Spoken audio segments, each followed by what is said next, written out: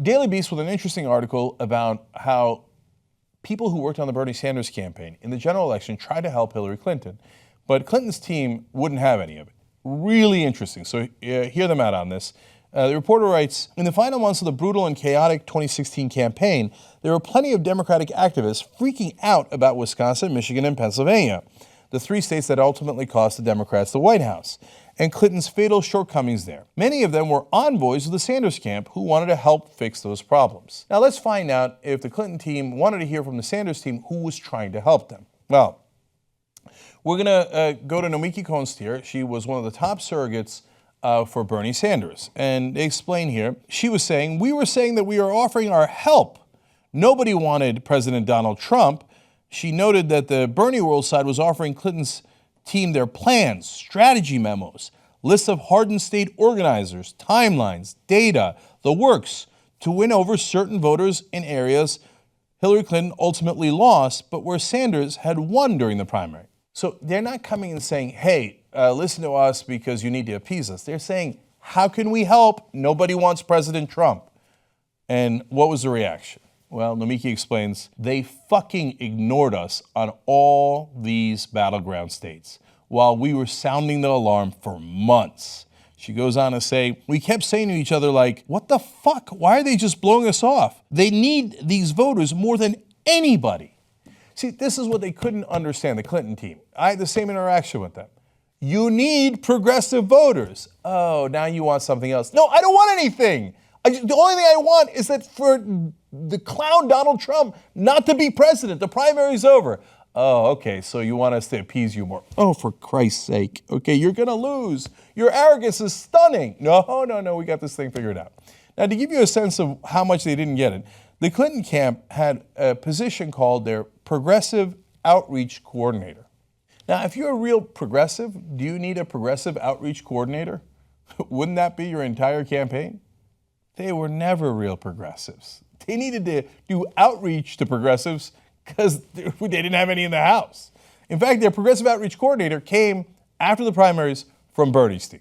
Okay, now here's Jane Klebe. She was a Nebraska Democratic Party chair, and she was also on the Sanders side during the primaries. She says, we not only screamed about this, we wrote memos, we begged. I spent a good chunk of my time writing memos about how Bernie surrogates could be utilized on the campaign trail, about issue voters, about the environment, Black Lives Matter, Dakota Access Pipeline, rogue cops, you name it.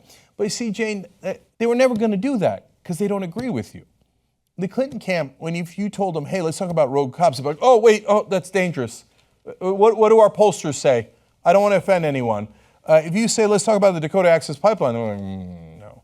Why? Because they were probably going to approve the Dakota Access Pipeline. So they're like, no, thank you, no, thank you. We're going to win anyway. We don't need your help. We're going to win anyway. So Daily Beast explains, assurances were made with various Clinton senior staffers that they would follow through with subsequent meetings and phone calls to address these gaps and warnings. Instead, meetings were canceled and rescheduled into oblivion. They didn't want to hear it. Klebe noted that instead of subsequent discussion about Battleground strategy and resources, what she got was a handful of conference calls where the Sanders alumni would get to hear about 3 top talking points for Hillary Clinton's email server or something. Here are these guys telling them, hey, look, if you go in these directions on policy matters, we have seen through experience that it works, it gets you more voters. They're like, yes. Now our talking points. That's very cute. And here are the talking points you will say if you make it onto television. No, we want to do grassroots. We want to actually go get the voters and get them to vote against Trump. No, that's very cute. Here are your talking points. Okay, more from Jane Klebe. The Clinton campaign believed they had the strongest and brightest people in the room, and they had no concept of why people would choose Bernie Sanders over Hillary Clinton. They mocked us. They made fun of us. They always had a motto that was supposed to save the day. We were street activists, and they don't get that. And that's a fundamental divide. They ran a check-the-box, sanitized campaign. It's totally true. I went to Hillary Clinton headquarters during the general election once, and I remember looking around going, there's something strange here. Like, I've been to a lot of Bernie volunteer places all across the country, in Texas, New York, Washington, you name it, California. And in Brooklyn headquarters for Hillary, and I'm like, oh, almost everybody in here is rich. Everybody working there, super polished. They're all dying to go to Yale. This is going to buff up their resume. Maybe I'm being unfair, but that's what it looked like to me. That's what it looked like to these guys. Two totally separate experiences, same conclusion. And everybody would, like, whenever you made a suggestion, they would always like look around like, what will the bosses say, right? And we've got to hear from the dear leader. Ooh, the dear leader is not in favor of that. We're not going to do that. But be human. You know, it turns out what voters like? Fellow humans. They all look like robots. Now, one more from Cleve, and I know what the Hillary people are going to think. They're going to think this is unfair. I don't think it's unfair. To the point I was making, she says, for me, this is not about Hillary Clinton. This is about Hillary Clinton's staff becoming too insular, too professional, where regular working class folks did not matter to them.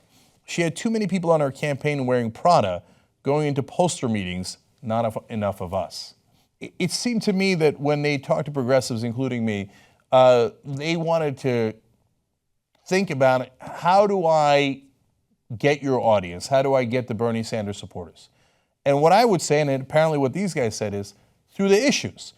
They didn't pick Bernie Sanders out of a hat. They picked him because the guy's been fighting on those issues for 40 years. The guy's earnest. And so, but it's not about Bernie. It's about those issues. So they're like, yes. But how do we do it without the issues? Okay, so now you're going to get a sense of it from the Clinton camp's response to this story. So Hillary Clinton's national political director, Amanda Renteria, said, I think what we took from them, referring to the Bernie people, on a national message, her tone of our cause is your cause at the national convention was the right tone. That really did derive from listening to them in that meeting we had. She talks about one specific large meeting they had where they actually listened for a little while. But look at that. She's like, we had a meeting with them and decided, oh, the correct message is our cause is your cause. It's not about the message. It's about, is it actually your cause? I don't think they learned a thing from it. One more from her. She says, and in the calls I had with them every other week following up, we inserted college affordability and climate change at their pushing. They don't get it. First of all, you shouldn't have to insert it at someone's pushing, because it isn't to appease them. It's to win votes. But they never believe that.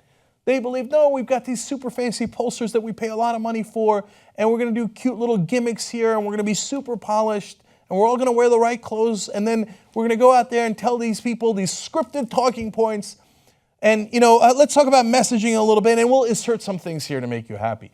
But they never believed. And if you had felt that you had to insert free college education or pushing for climate change, well, then you never cared enough to actually make a difference, and you think people can't tell, but they can tell, and that's why you lost. Okay. Now let's go to one more Sanders supporter, Robert Becker. He was the organizer in Iowa and Michigan, and he says, again, trying to help, but he says, there was no outreach to me, but I did get a call 3 weeks out from Election Day from someone who was in the DNC sounding the alarm about Michigan. They didn't feel like they were getting strong support from the union members. He continues, I mean, these trade deals that were going on for decades, that were enabled by the Democratic Party in large part, they hurt. The Clinton campaign didn't address the anger about this. So 3 weeks from before the election, they're like, okay, how do we get the unions to vote for us? You get the unions, and more importantly, the people who actually work in those states, to vote for you if you have the right policy, not by trying to figure out how to trick them 3 weeks before the election. And by the way, you might not have wanted to ignore unions in Michigan for the entirety of the election. Are you insane? Gee, I wonder why you lost Michigan. You didn't go to any union halls. Look, I'm not a big union guy. But if I want to win Michigan, I'd go to a couple of union halls and I'd hear them out. And I wouldn't pretend to listen. I would actually listen. Finally, they got the message apparently a little too late. After the election, the campaign manager for Hillary Clinton, Robbie Mook, said, in a race where people wanted fundamental change, Donald Trump sure was fundamental change. It was a strength being an outsider. Yeah, Robbie, that's what we told you all along. We didn't tell you that because we disliked you. We didn't tell you that because we secretly wanted you to lose. We told you that because we didn't want Donald Trump to win. Look at the mess the country's in now because of you. We told you that because that was the correct way to get more votes. People didn't want an establishment robot. How dense were you guys? You took the most pro-establishment person and you ran them in a way where she promised almost no change at all in an era where people are dying for change dying for an outsider. So even though Donald Trump had a 60% disapproval rating on the day of the election, even though 17% of his own voters said he was unqualified for office, they voted for him anyway because you gave them no alternative and you wouldn't listen to anyone who was trying to help you.